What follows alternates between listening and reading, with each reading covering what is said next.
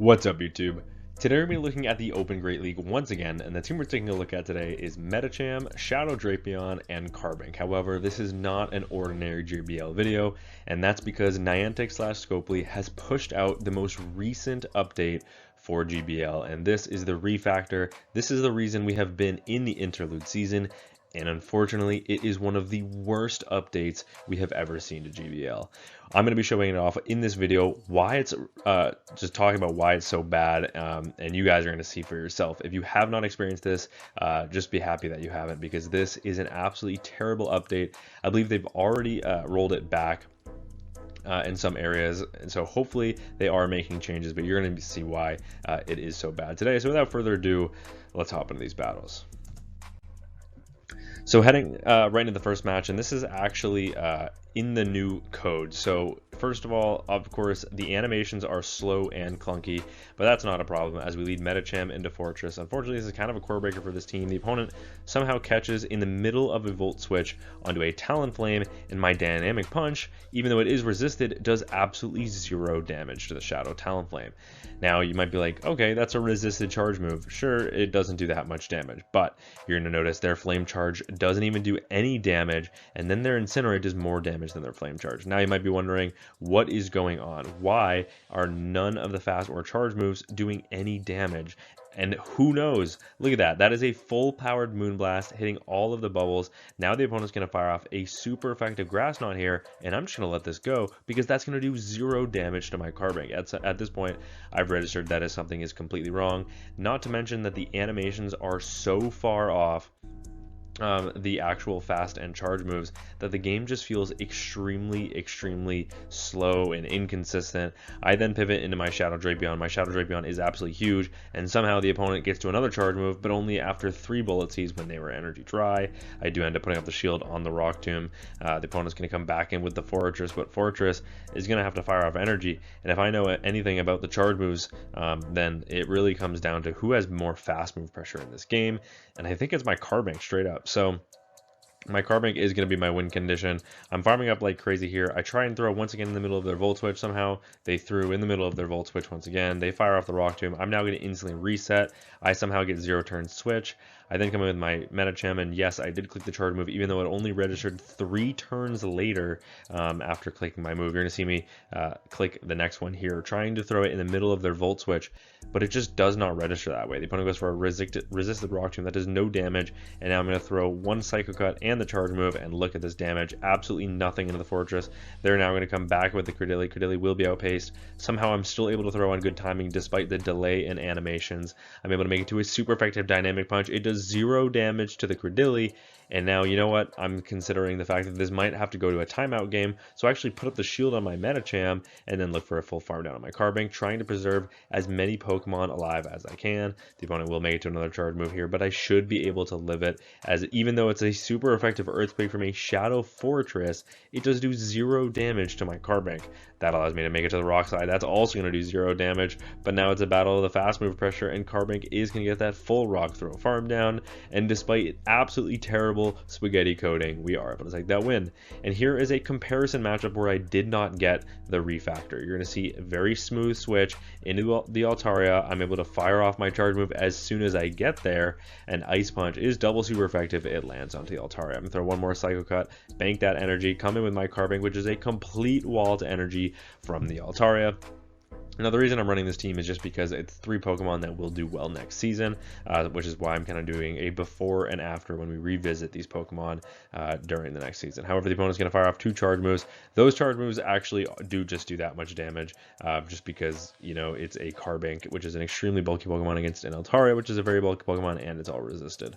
That said, for some reason, the Stunfisk puts up a shield against the Moonblast.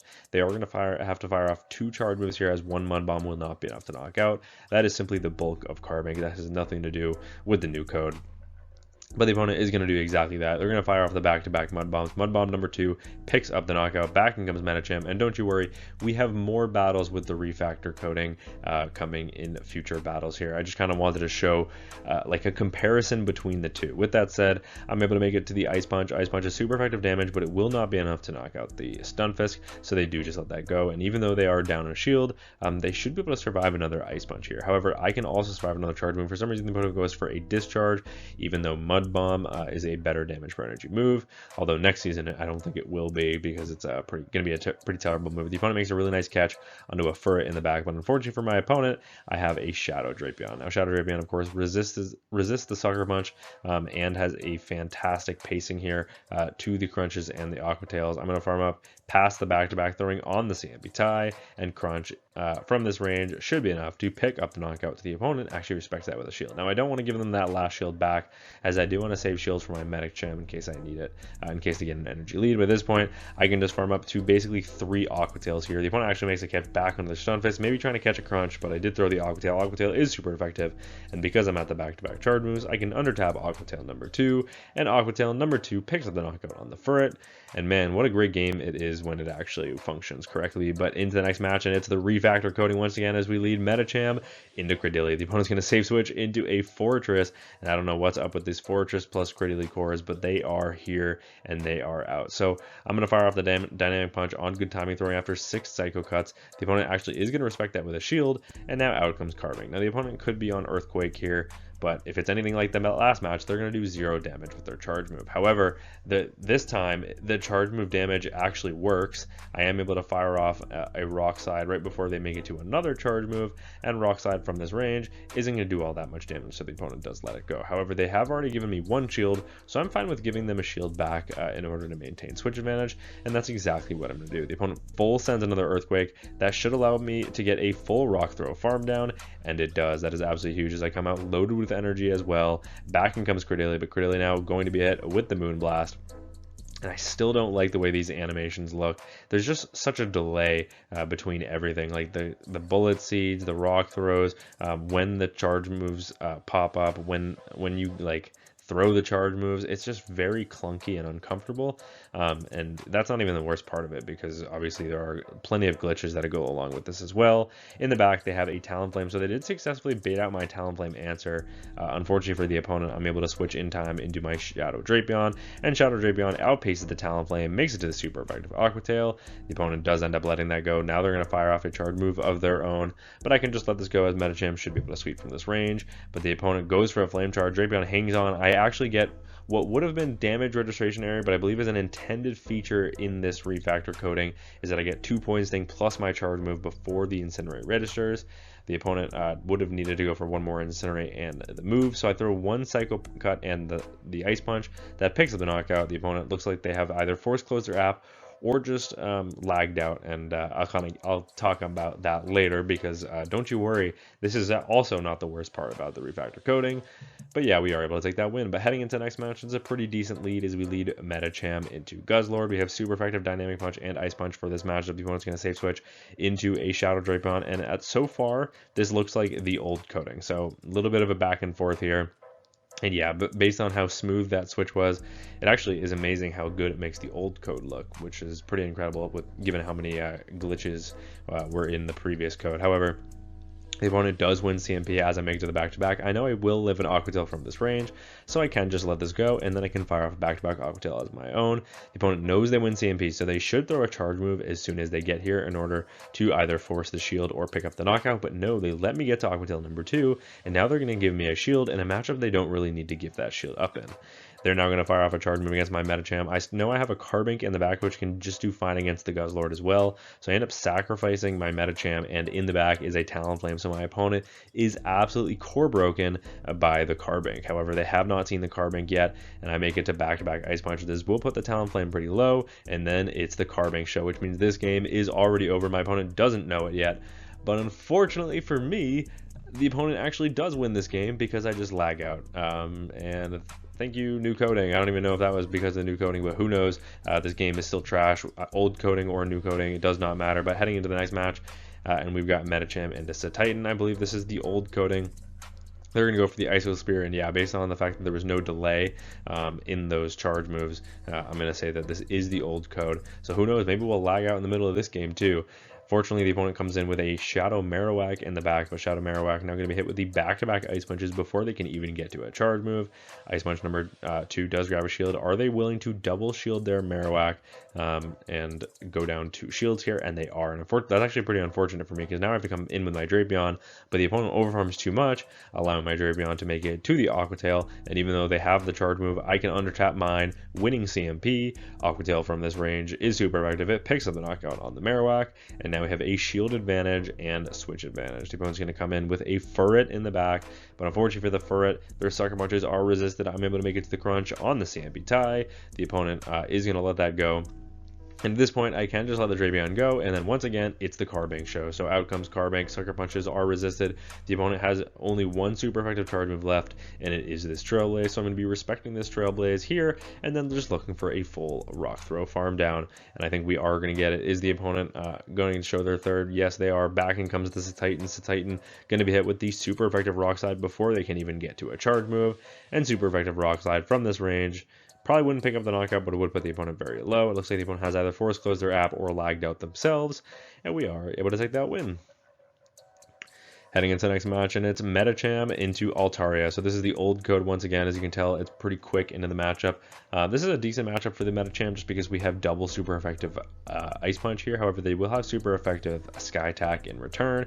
So what I'm going to do is I'm going to fire off the Ice Punch. I'm going to grab a shield with that Ice Punch, and now they're going to throw before I get to a charge move number 2. I'm going to respect this with a shield as well, because if the opponent's going to shield, I'm more than willing to shield right back. And thank goodness I did, as it's a Mud Slapper in the back, and I do not have an answer to a Mud Slapper in the back. So I'm just going to start firing off these Ice Punches, Ice Punch after Ice Punch, landing into this Claydol. I need to get rid of this Claydol in order to win this game. They let both of those Ice Punches go. Are they going to make it to a charge move before Medicham does? And they are. So unfortunately, I have to respect this with a shield. It is going to be the full send of the Shadow Ball, which means I can overfarm to the back-to-back Ice Punches, and now I can pick up the knockout with Ice Punch number, 3? Ice Punch number 3 does pick up the knockout on the Claydol. Back comes Altaria, but now they're going to be hit with double super effective Ice Punch as well, and Medicham is doing so much work with these Ice Punches. The spamming is crazy. We get to yet another Ice Punch. I can't even count how many I've gotten to at this point in this battle, and that puts them deep into the yellow HP, and unfortunately for my opponent, we have a very hard wall in Carbink in the back. The opponent has a Prime if I try and go for a Rage Fist catch, but I do not get it. However, that's okay, as the opponent overfarms too much, allowing me to get to the Aqua Tail, and Aqua Tail is neutral damage. It puts the opponent into the red HP. They're trying to make it to back-to-back close combats here, and they do. But unfortunately for my opponent, Carbink is a Carbink, which means it's going to eat this close combat, even if they deny my fast move, like so comfortably. They fire off the close combat. It doesn't even put us into the yellow HP. We can get the full Rock Throw farm down. The opponent will present the match, and we are able to take that win.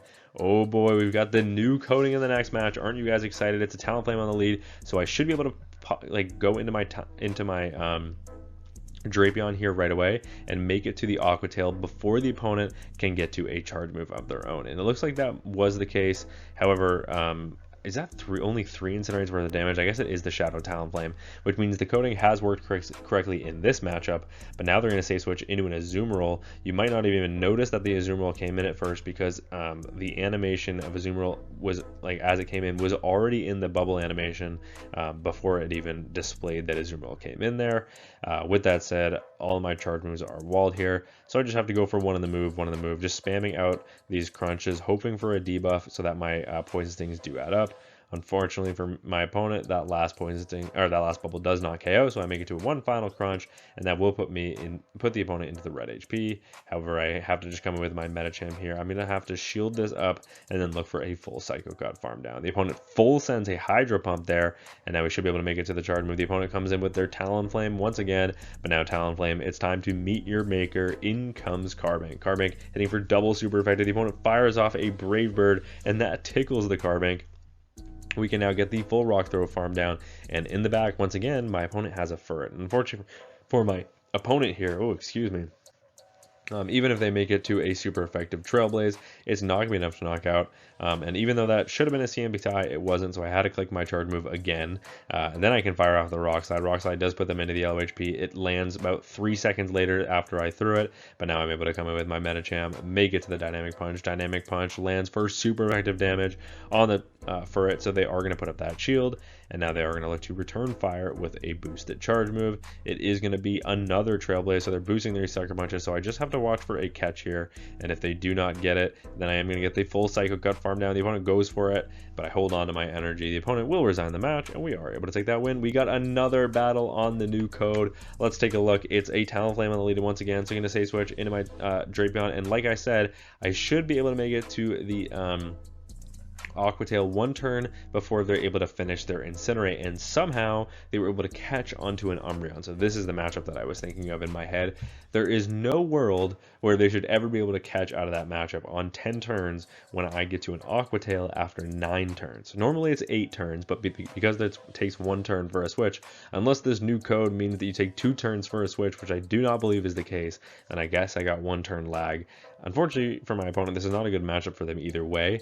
Snarl is resisted, Foul Play is resisted. They have to go for a last resort here, and the fact that they fired off a Foul Play leads me to believe they might be on Foul Play plus Psychic, which means I'm probably going to let the second one go as well, because I should be able to survive a Foul Play from this range. So let's see what the opponent wants to do. They're going to fire off their second charge move, and it is going to be the last resort. So unfortunately, down goes the Drapion. I'm now going to look for a double resisted Psycho Cut farm down. Can we get it before the opponent gets to a charge move? The answer is no, but this should be enough for only a Foul Play, so I can just let this go. Medicham eats that fairly comfortably. Now we can get that double resisted Psycho Cut farm down, and now when that when that Talonflame comes back in, I'm just going to start firing off these Ice Punches, because my opponent might not know that I have a good answer to Talonflame in the back. I'm now at 2 more Ice Punches, so I'm probably going to throw this one and then bank the other one for later. And actually, no, I'm actually going to stay in this matchup, force my opponent to throw. No, instead I'm going to throw a couple more Psycho Cuts to go for the catch onto my Carbink. The opponent looks like they tried to wait a turn there,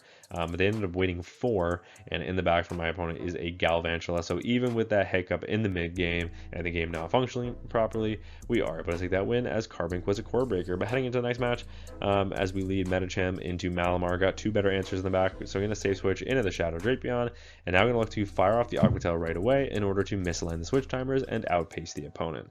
The opponent will be able to make it to a superpower here, so I will respect this with a shield, as I don't expect the opponent to stay in this matchup.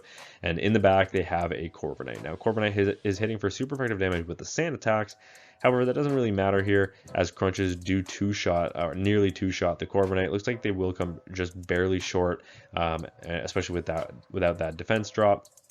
They go for the air cutter. I'm going to make it to crunch number 2. And then you know what? I didn't see the second sand attack go through there. I'm wondering if it is going to be a CMB tie. The opponent puts up a shield. They could have lived that, and it's a CMB tie. So this is best case scenario for me.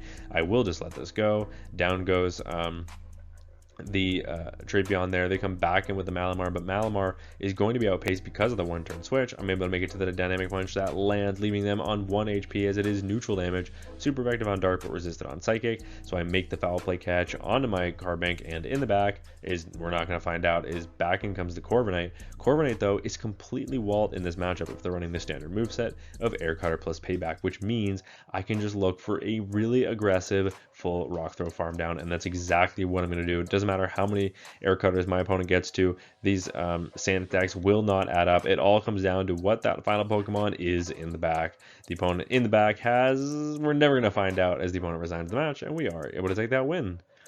Heading into the next match, it's a pretty neutral lead as we lead Medicham into Marowak, and thank goodness it's on the old code, because now we can throw our charge moves on good timing, and it's very clear when we get to those charge moves and when we click them as well, and there's no delay. It's really great. It makes the old code look so good in comparison. They're going to fire off the Bone Club, but by the fact they shielded up the first Ice Punch, I'm willing to match shields here in this matchup. If the opponent opts to double shield in this matchup, then they definitely don't want Medicham to see whatever is in the back, or they just don't like I don't know, they just don't know how to play the game, because I don't know why you would double shield and leave no shields for whatever's in the back unless you have two extremely bulky Pokemon.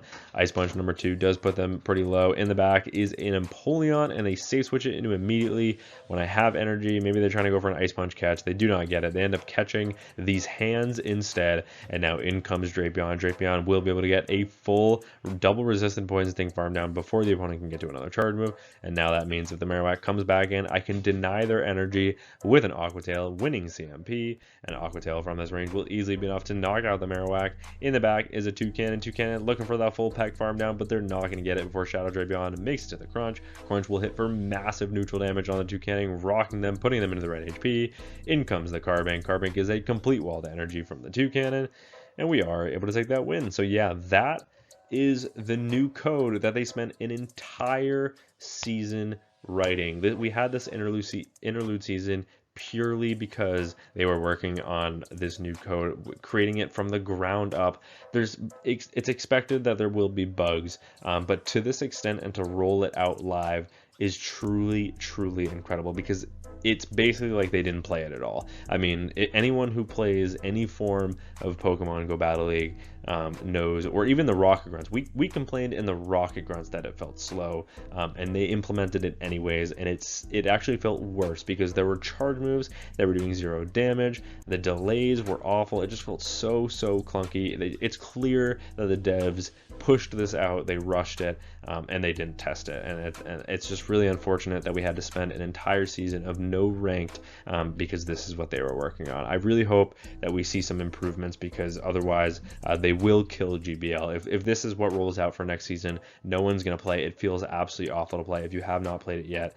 I'm jealous, because honestly it was a truly miserable experience. But yeah, that is going to be it for me from this video. Sorry for the rant. It's not normal for my typical videos, but I was just so frustrated I had to push this out as soon as I played it. But yeah, thank you all so much for watching. Actually, huge shout out to my members on this channel. Sorry, it's got me all worked up.